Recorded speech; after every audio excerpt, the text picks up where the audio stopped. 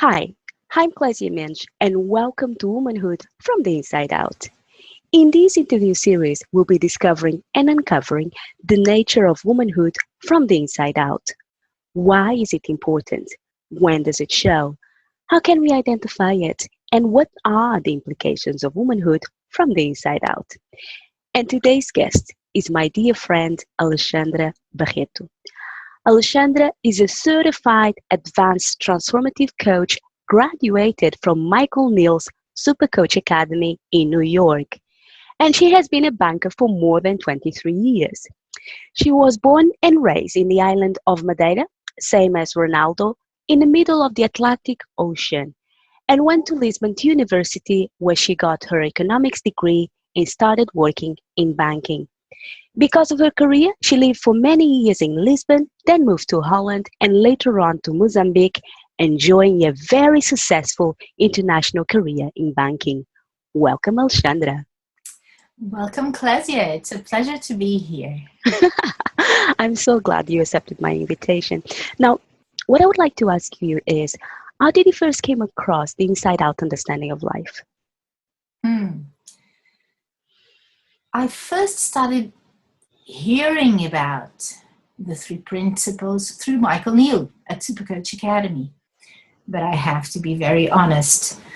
At the beginning, it was so far from my understanding. I thought it was a language problem because I'm Portuguese. I thought, maybe I'm not getting this. It must be a language problem. But I kept searching and listening and letting it settle in. And it was very funny because working with this and through this understanding, I just realized that I had it with me years later, maybe, because suddenly I felt it was already part of me. And it was like, I don't know if you can call it an insight, but it just came to me that my life was so much easier than it had been. I was no longer struggling. I was living actually really happy. And everything seemed to be falling into place without me having to do something or struggle or work for it, or, things just started flowing into my life miraculously, which is a bit strange, but that's actually what happened.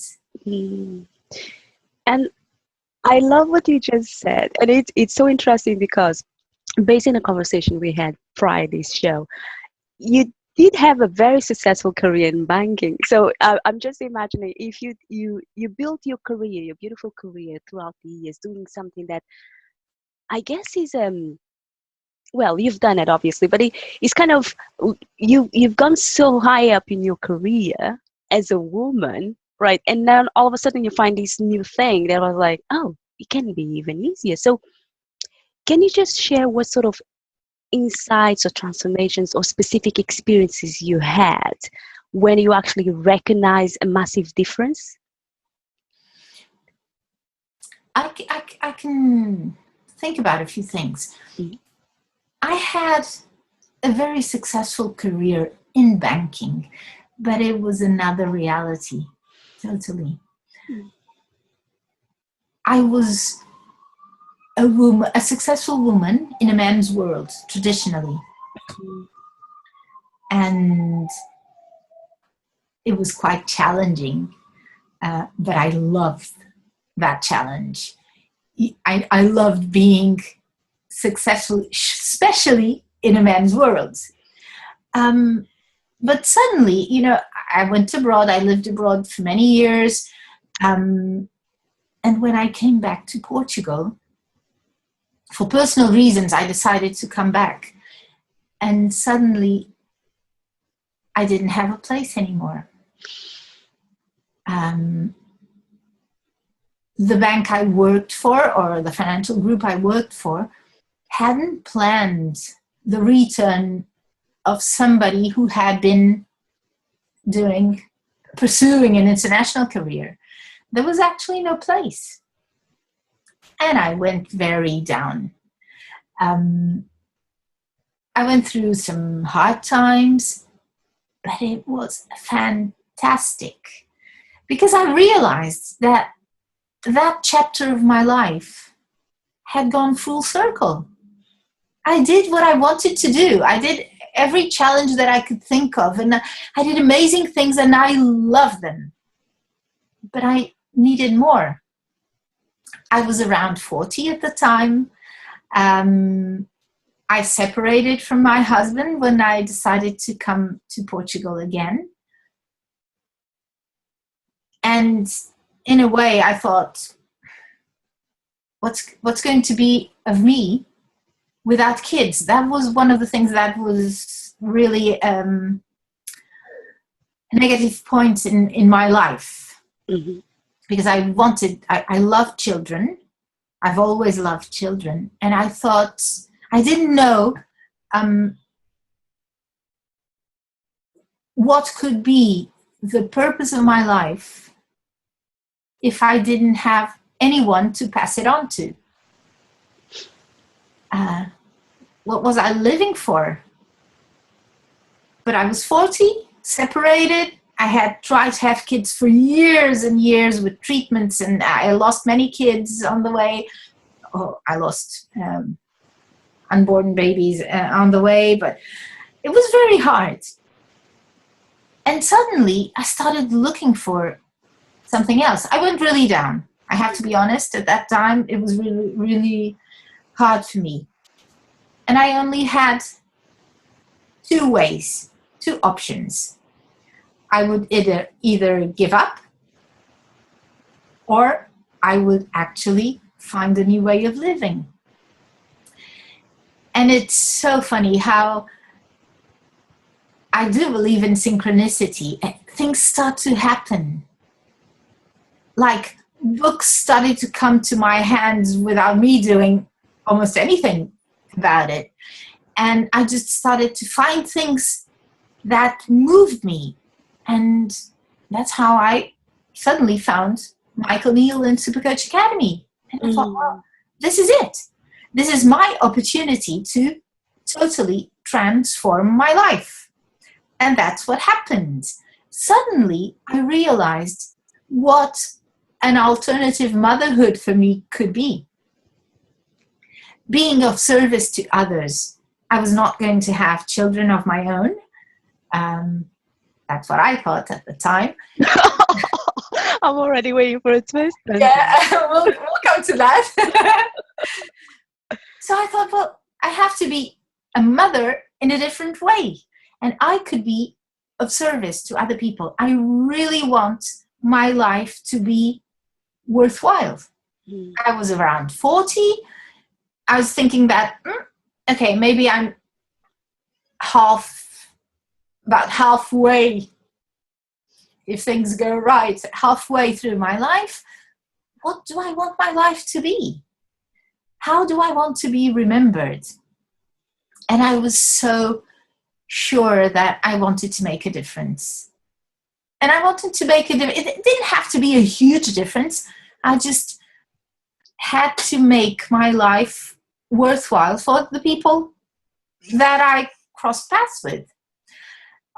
So it became my new challenge. And I went through such a transformation with my own life, finding that I think that the most amazing transformation was realizing that all I was looking for, all I was pursuing, happiness and realization, and I had it all inside of me. I didn't have to look for it outside. It was all within. And I can't tell you how it happened. It just started to be a part of me. And that's who I am today. No matter what happens to me or around me, I am happy. Mm-hmm. And because of that, everything in my life falls into place. One step at a time, one day after the other. And obviously, this means I started to, it was a part of my path, being comfortable not knowing what was coming next, what was going to happen, how I was going to do things. And this being comfortable in the land of the unknown brought me so many absolutely amazing things in my life. Mm-hmm. And that's exactly where I think miracles started to happen. And one of them was that at 45, I got the most wonderful blessing in the world. Mm-hmm. I became a mother. Wow. And it was almost a miracle. I mean, I always say it was a miracle, but yeah, I had to do a little something for it. That's a good point. Just because it's a miracle doesn't it? You don't have to take some action, isn't it? I mean, I had to contribute a little bit, but the impossible just happened. I became a mother at 45. And actually, in a few weeks, I'm going to be 50, and my little boy is going to be 5, which is absolutely amazing. And it's the biggest reason for a huge celebration. Oh, happy birthday in advance. Alexandra, that is so beautiful. And I would like to unpack a few things about what you just said. So this is what I heard. So you were born in a small island in Madeira, right? A place of great people, international people. And you've got these huge dreams that are too big for your island. So off you go to Lisbon to get your education, and then you've got this star rising international career overall, because we all have up and downs, is the learning curve and so on and so forth. And then the way I see it, you grew up so much, or you grew so much, that when you chose to return back to Portugal, naturally there was no place for you. You were just too big for the place. I kind of think that, yes. Yes, that is the way I see it as well. So, and then there is that moment of surrender for you when you say, oh, actually, this could be perfect because I could start creating something else. And you start getting to self-inquiry. And by opening up to that something else, then things start falling into place. You start getting the books, and then Neill came into your radar, and then you decided to go in that journey. And you kept surrendering in the sense that, okay, I'm separated, I would love to have a family or have children.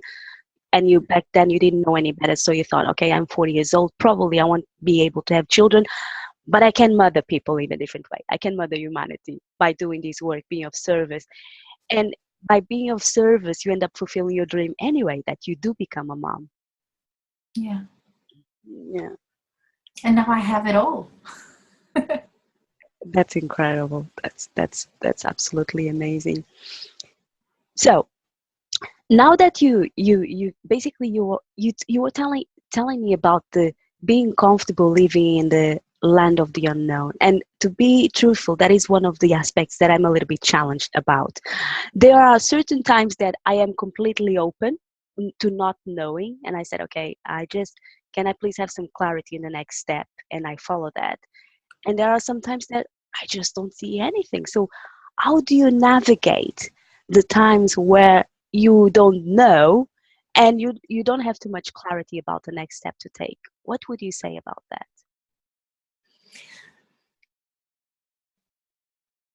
I just don't know.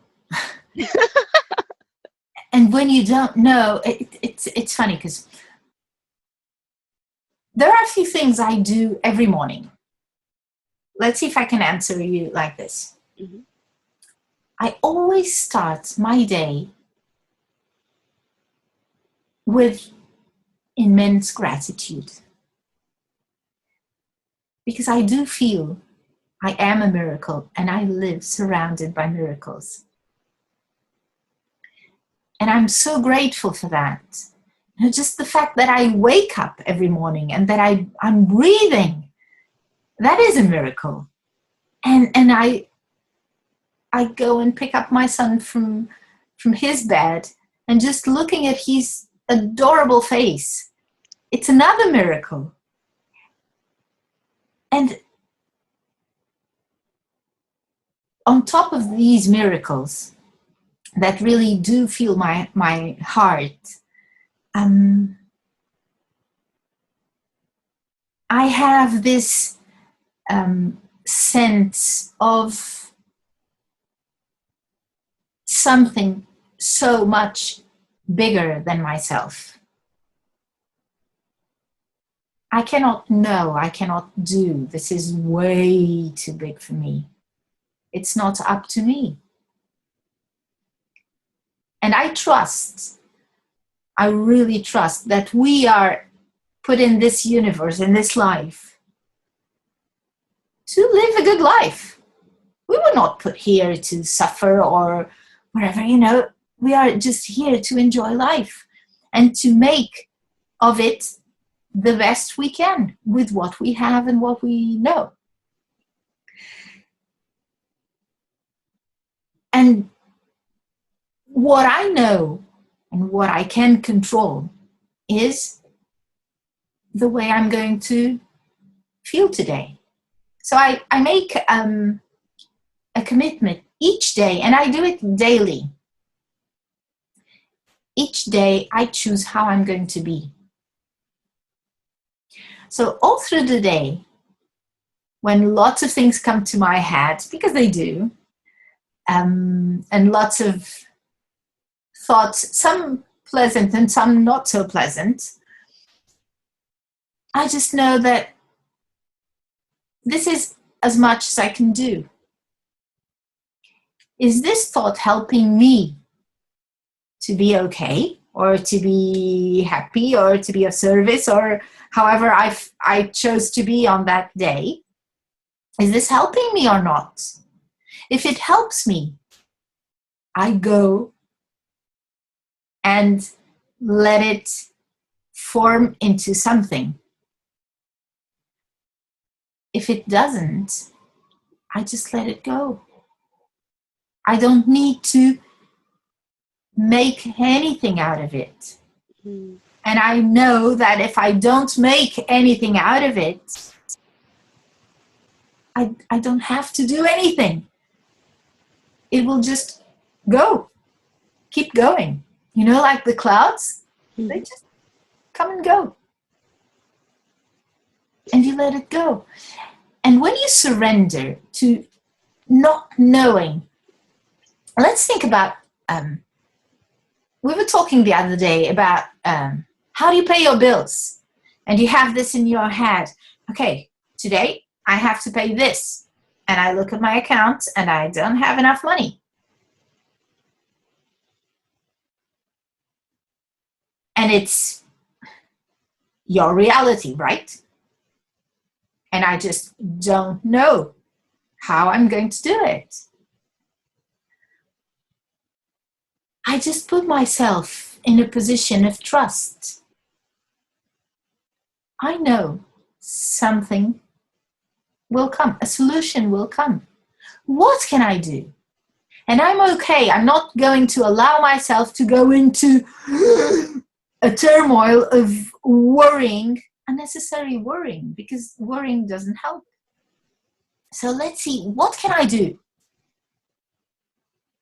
I can do this phone call, or that work, or that tiny things from your day-to-day life. What can you do?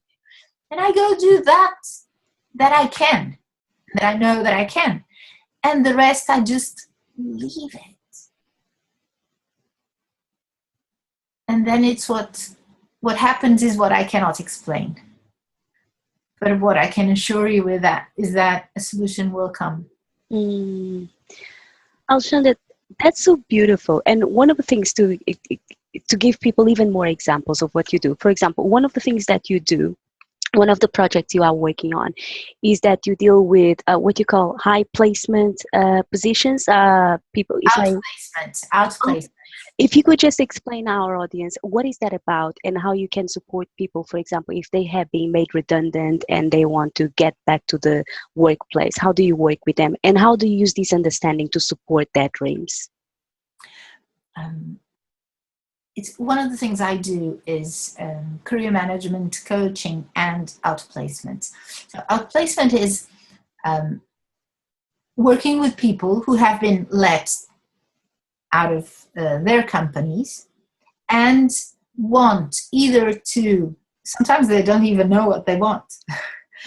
They're just in that moment in a very bad place. But they need to find a solution. They want either to go back to the work market or start their own business. And we work together on, first of all, a bit rebuilding the person, putting the pieces together, gluing that person together again, reminding her that a job does not make them who they are. The money will come, a financial solution will come. First, we need to find what are their values, what are their interests, what is the market looking for also. And then combining all these together. And then we work on tools. Okay, how do I approach the market? How do I sell myself? What marketing strategy am I going to build for this product that I am at the moment? And then we start selling it. And it's so wonderful and amazing to find new options and solutions for people, because most of the times when people are let out, they think that what they've been doing all their lives is all they can do. And it's not at all. So I love working with people to find out what are their interests, what makes their eyes brighter and wider, and what could be a plus value from everything they've done in their previous life, in their previous jobs. What could be an added value for whoever wants to hire them? And that is really, really amazing. Finding new solutions, finding new ways of making people come to life again. I love that, because what we have been talking in terms of womanhood from the inside out is that the inside out nature of life is a paradigm shift. And this is what I mean. For example, I'll give a couple of examples in history, factuals. Back in the 18th century, people did not know about germs. And because people didn't know about germs and didn't understand how germs work and how infections actually appeared in a human body, there was all these type of theories about what caused disease. So there were no antiseptics back then. People used these, they thought that miasmas or bad airs created the infections, so they would use, for example, like the smell flowers very close to their nose, because that would prevent the bad smells and would prevent disease. And there was all an array of behaviors that were linked to the prevention of disease that didn't help, because they were far from the truth that the infections was actually caused by germs. And then once a doctor got an insight that, infection gets caused by these tiny bodies that you can't see, they are invisible, and that when that expands, that creates infection. So when that doctor had the first insight, people, his colleagues, he was ostracized because they thought he was crazy. Because there was no one ever thought of that. He was the first one that he thought about it.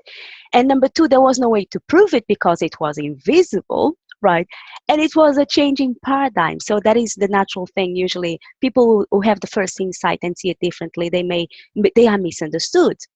People can't see yet what you are talking about, even though that was more aligned with reality. So it took about 20 to 30 years to actually get into mainstream, right? And nowadays there is a change in behaviors because we know how life really, really works and how affections really, really work. So if you go to the bathroom, you wash your hands. There are these certain hygiene aspects that we do automatically, right? Because more and more children were raised in this inside out understanding, in this understanding more aligned of how life really works. And if you go to get an operation, the operational block is extremely disinfected and antiseptic and so on to prevent infection. So that was a change in paradigm. And just a moment. That was a change in paradigm. And what we are looking right here, right now, believe it or not, it is a change in paradigm because, and that is coming to the job market situation. Many people think that their worth as a human being, as a person, as a family, a person, as a career is linked to their job. But it's not the way it works. It's not the way it works at all. Yes, like your intrinsic value comes from the inside out. You intrinsically are valuable because of who you really are. Exactly. It is a given. It is a given. And the amazing thing is finding that possibility. And one of the things I love doing with people is getting problems out of their way, questioning, challenging them. What if in anything that happens to them, instead of a problem, they start seeing a possibility?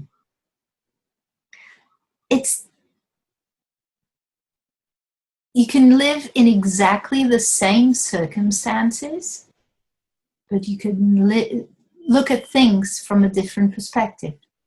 And that's how it works, actually. You just have to let go of that thought and let another one come. Give itself a different perspective. It's like the story of looking at the glass half full or half empty. I mean, you can choose how you look at things, and your reality can become completely different.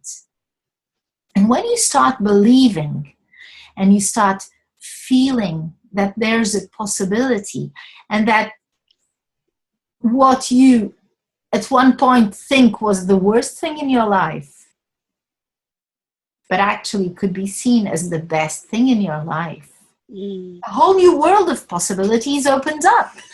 And I see people doing so happy in this new life that they built for themselves. It's just amazing what can come to you because of that. And simply because you surrender to possibility. That reminded me of something. A conversation that I was having with Johnny Bowden, who is a fabulous coach, right? And one of my old pet peeves is that I tend to keep things in a very tight schedule because I manage several projects at once, and for me used to be very, very, very important to be on time, right? If I organize and say, okay, we'll be meeting in 10:30, I am ready to go 5 minutes before 10:30. So if someone arrived late or for some reason they couldn't show up and they didn't tell me about it, that is something that would send me in a tailspin. I would say, oh my God, people don't respect my time. They don't know how busy I am, how important, who do they think they are? And that sort of thing. And that tailspin is not conducive to creative ideas and expansion and growth and so on. So I was having a conversation with Johnny Bowden about that. I said, well, I had a call with someone. We had scheduled an interview, and then the person called me 1 hour before the interview to let me know after all, I can't do it because I've got this other thing. And if I had more notice, I could have scheduled someone else in, right? And I had some thinking about it, so my head was filled up about it. And Johnny, in terms of having a different perspective, Johnny said, well, maybe that's the way you look at things. How about if you were to create win-win situations for yourself? I was like, what do you mean, Johnny? I was like, well, think about it, because, life happens. And once you understand where that your feelings are only coming from your thinking taking form in the moment, you know that you're never a victim of circumstances, right? And then I had an insight. I'm not a victim. I am a volunteer of circumstances. And because I'm a volunteer, I can volunteer to participate or not, or opt out. So once I had the conversation with Johnny, I started creating win-win situations for myself. So let's imagine I've got a Skype call scheduled for 11. At 11, I'm on Skype, or usually 2-3 minutes before. 11, I wait 2 minutes, the person is not in. I send them a message. They're not in yet. So I send them a message saying, I'll be on Skype for the next 10 minutes, right? And if not, just let me know when you'll be ready. And while I'm waiting, now instead of getting my head filled up with thinking about it, they're disrespecting my time and so on and so forth. No, I'm reading a book. So that means I've got time, another maybe 10 minutes to see, and I'm not attached to what will show up. If the person shows up in the next 10 minutes, great. We get to the call and we'll be finishing at the time we scheduled to finish, because that is my schedule, right? But if they don't show up, that means I've got 1 hour to read. That's exactly what I was telling you about. Mm-hmm. When I decide each morning how I'm going to feel, Mm-hmm. that's what happens. Because when things start happening, I ask myself. And when I start feeling the anger or anxiety or whatever, does this help me? Is this in line with what I decided to be today? No, not really. Okay, what else can I do? Where is the possibility in this? That's exactly it. Cool. I've been wanting to finish this book for ages. Let's take advantage of it. And it's so funny when you lead your life like this. Maybe funny is not the perfect word, but it's great to just know that you have a possibility to make your life better every second, moment to moment. It just depends whether you want to keep surrendering and seeing things from a different perspective. Yes. And I choose possibility in everything that happens to me. I keep saying, and in when I work with people in career management, I always say, everything happens for a reason. And the only thing it happens for a reason is because I give it a good reason for. That's it. You can give yourself, if it's easier for you to understand things like that, instead of it goes back to what we were talking about, feeling comfortable in the land of the unknown. If it's easier for you to put things into boxes or give it names or whatever, classify them, then okay, go ahead and classify them. You don't know, but you trust possibility. Where could there be a possibility in this? What can I learn from this? What chances do I get to do something other than what I had predicted? Yes. So this helps you this puts you on a path of continuous growing, continuous learning, continuous discovery. And that is just beautiful and amazing.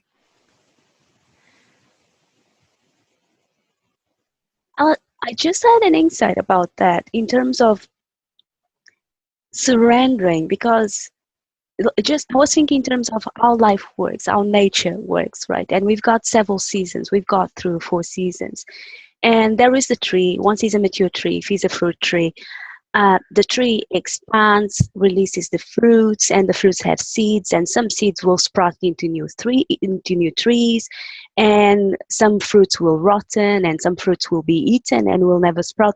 But that is the abundance of life. And then there is a stage where the tree surrenders the fruit, surrenders the leaf, right? The leaves, and it goes back to the earth to nourish it, the soil. But there is this circle, and in nature, everything is perfect, and everything serves the next thing, and the tree keeps growing, surrenders everything, and it's time for a rest throughout the winter, and it's still doing its thing, right? But in order to come inside, has to surrender what is unnecessary, and then in the spring starts sprouting again, and the entire process uh, restarts. And the intelligence of life, it's so beautiful in a sense that the tree keeps growing and expanding, but all those things, the leaves, the fruits, the shade that it offers, it's all a byproduct of the tree's growth.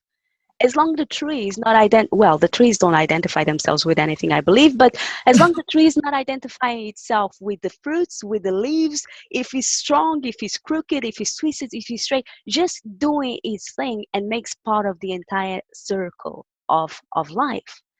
And I was thinking, wow, us as human beings with the brain Exactly the power that same. we've got and all the skills and the talents, imagine what else can we contribute to the growth and expansion of life.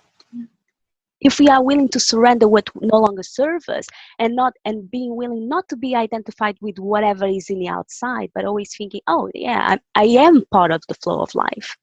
Yes, and become curious about what shows up next. Synchronize a little bit the Mm. energy channel or whatever that is. But if you put yourself in the right channel, Mhm. flow, aligned with what you believe is right, with what your purpose in life is, it just flows. Let yourself go. Life is magical. Yeah, I love that. And you are part of that magic, each of us are. Yeah. Alexandra, I'm loving this conversation, and I'm aware that we're coming towards the end of our episode for today. How can people reach you? What is the easiest way for people to reach you? The easiest way for people to reach me is through my website, www.abcoachingworld.com, or through my email, Alexandra at abcoachingworld.com, through Skype, Alexandra Barreto 66. The best is through the website or via email. Or if you are Portuguese, I also have a Facebook page in Portuguese, AB Coaching World. Wonderful. So if you speak Portuguese, if you are a Portuguese speaker, you can go to Facebook. If you are English speaker, you can go straight to Alexandra's website. For me, if people would like to reach me, the easiest way would be to get on Facebook. So that would be facebook.com/Clésia.Mendes, and I'll spell that. So that would be facebook.com/CLESIA.MENDES, or if you prefer, you can go straight to my website, which would be www.clesiamendes.com. Now, Alexandra, what would be your parting thoughts for our audience today? Actually, I would like to invite people, if you are interested and curious, I would go even further than that. If you want to welcome miracles in your life, as I did, let's have a conversation. Reach out and we can have a very nice conversation that might transform your life. Oh, that is lovely and it's very generous of you. Thank you very much for that, Alexandra. For our audience today, this was the last episode of Womanhood from the Inside Out series, so season one. And if you would like to see new guests or you have new ideas for the show for the near future, send me a message on Facebook. I want to thank you because you've been through with us throughout the entire show. And until we meet again, be magical. Mwah.